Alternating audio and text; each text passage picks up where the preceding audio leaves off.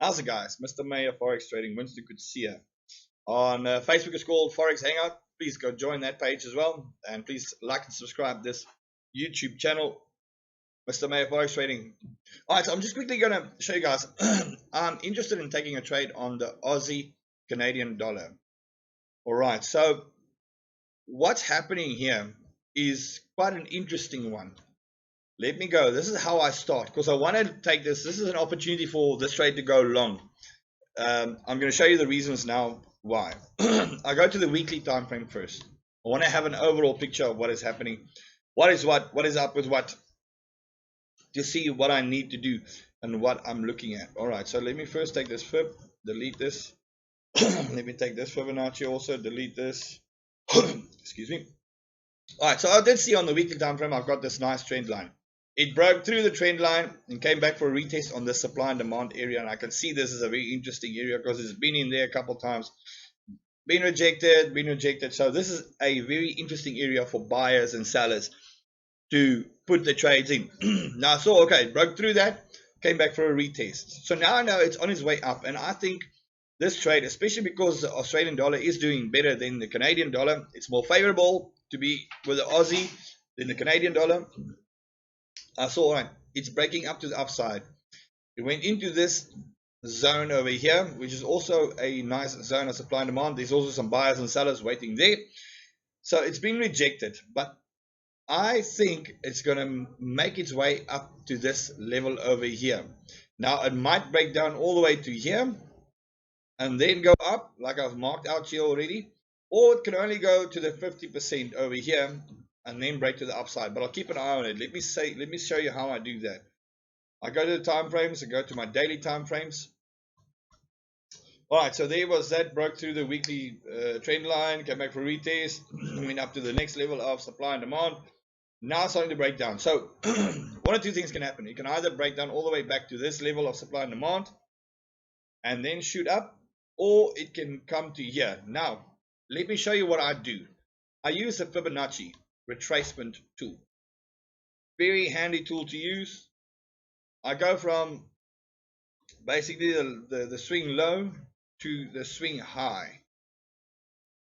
All right. So I go from that lowest point there to the highest point over there. Now, this thing might break down to the 50% retracement level. That is also where a lot of buyers and sellers like to get into trades, because a lot of people do use the Fibonacci retracement. So I've got a strong feeling that it might break down all the way to the 30% and then pull its way up. But as it gets to this 50%, I'm going to keep an eye on it. I'm going to look for rejection candles like this, long wick candles, to see, all right, it is making its way. Then I'll put a buy order in. I'll put my stop loss just below this recent swing low over there and hopefully ride it. But if it gets to the 50% and I don't see long wicks or rejection candles, I'm going to leave it, because it might go to the 61 or to the 73, or it might go all the way back down into this level of supply and demand. And here, I know there is buyers. There are a lot of buyers here. So I know if price makes it into this level over here, I will definitely put a buy order in. Stop loss just below the supply and demand, well, below the low there, over there, and then ride this puppy all the way up. I hope it makes sense. This is what I look for when I am looking to take a trade in between supply and demand areas, and how I know that I'm looking for a buy or a sell. All right, so if it makes sense, if it helps, then I'm happy, because trading is difficult. Trading is, only 1% of people that trade actually make it big time in the trading industry. It's difficult. For the first 2, 3, well, I would say at least 3 years, you're going to feel like quitting trading maybe 1,000 times. But if you just push through and just keep on with it, you will make a success out of it, because you will start to understand how it works.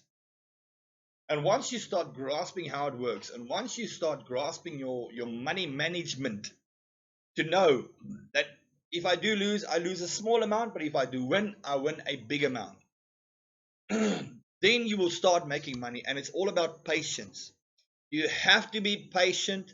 You have to wait, and patience pays off. And if you do lose a trade, like this trade, I did lose a trade. I put a trade in there for because this one, I picked this trade up over here somewhere, and I took a profit over there.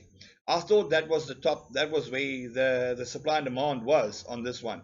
So I saw a rejection candle, and I put a sell order, because that's what I do when price gets to a supply and demand. I put a sell order in, because that's what it usually does when it gets to these interesting areas. But I thought that this over here was a supply and demand area. But so I put a trade in there, a sell order. I had my stop loss just above there. I think it was $1.50 or $2 or whatever. And it went in my favor, but then it went back up. And that's why I didn't put a trade in there, because I thought, okay, it's breaking through the supply and demand. I didn't know I had my supply and demand in the wrong area. And when I did come back to this asset, I saw, oh my goodness, I had my supply and demand area at the wrong place. It happens.